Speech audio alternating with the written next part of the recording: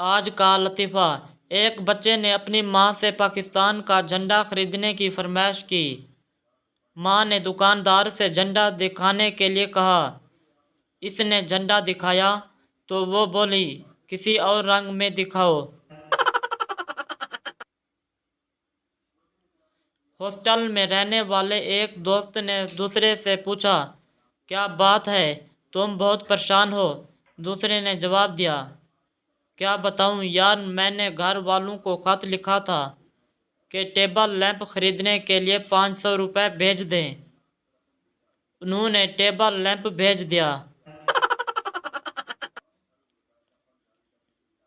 بچہ، ماما مجھے دکان سے پٹاخے لینے ہیں۔ ماں، بیٹا یہ دکان نہیں، گرلز ہاسٹل ہے۔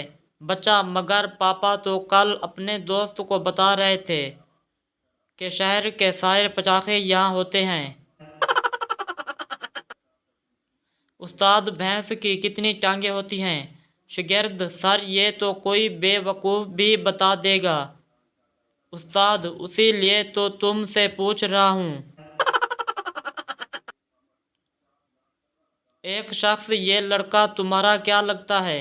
دوسرا، یہ میرا دور کا بھائی ہے۔